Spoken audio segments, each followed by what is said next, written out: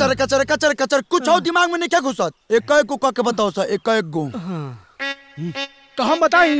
हाँ बताओ। देखो भाई, तू सीधा भाभी के पकड़ के कट चल दियो। कुछ दूर से बताओ। अच्छा, तो वैसे भी कौन पत्नी अपने पति के चिल्ला चिल्ला के शिकायत कर रही है? हाँ। अब मनो हुई तो बोलिए थोड़े। हट होने। देखो भाई, हम तो सुहाग रात सेटिंग मुखिया के खेत में कर ले बानी। तू सीधे भाभी के पटक के चढ़ जाइए। सुन लो, काहे कि कुकुर बिलार सबके टाइम आ जाला। अरे तहां टाइम का भाई खून अपन खौलावा अपन खून। सुनो, यही से मौका का फायदा उठा भाई। बात तो इनकी सही कहत रस, लेकिन अरे सोचत का बाड़ा, यही से उनका के जाई करा के वही के पड़ी। एकनी के बात में दम बा। अब लागत हमरा कुछ कर ही के पड़ी।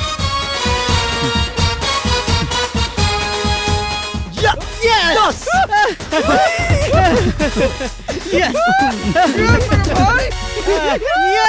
आई भौजी, भौजी आई।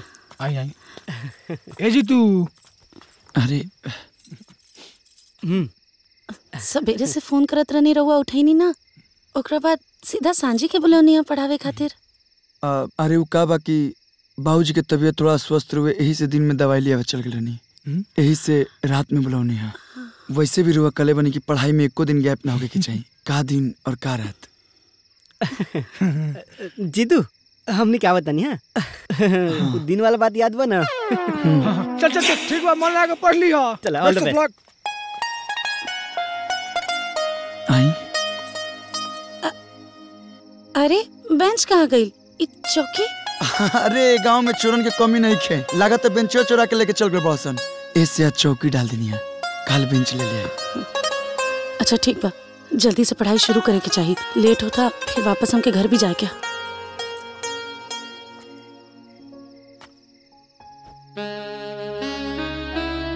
अरे किताब खोली ना, पेज नंबर 147 खोली जल्दी।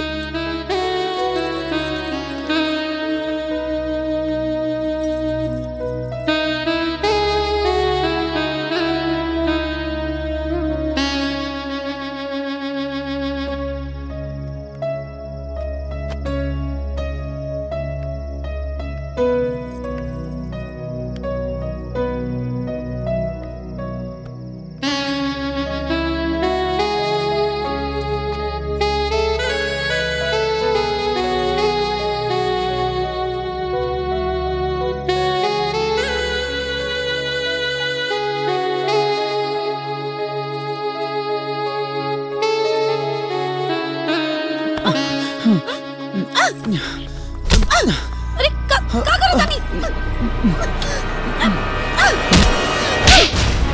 छी, तू वो लायक ही नहीं खा कि केहू तोरा पर भरोसा करे।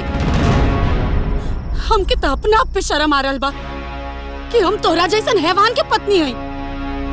आज के बाद हमार और तोहार कौनो रिश्ता नहीं के।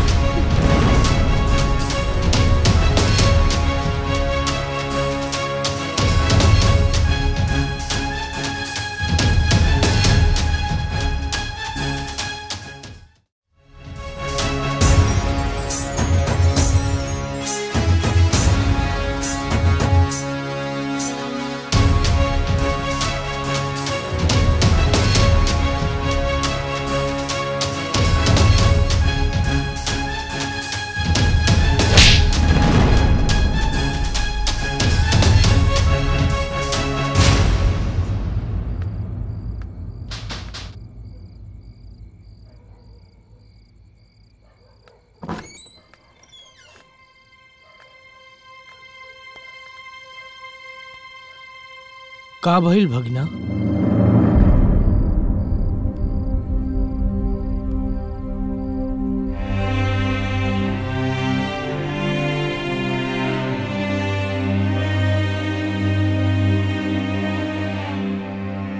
गधा हवे का?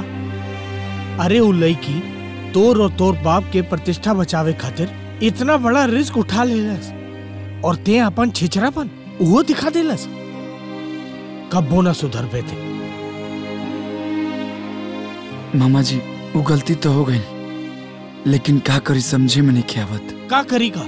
जाके माफी मांगा।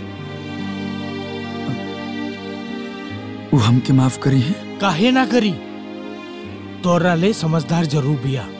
अरे भले ही तोहरा के प्रतिष्ठा से मतलब नहीं खे, बाकी ओकरा बा।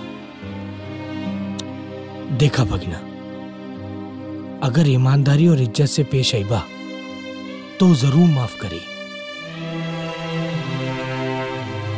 जा। जी मामा।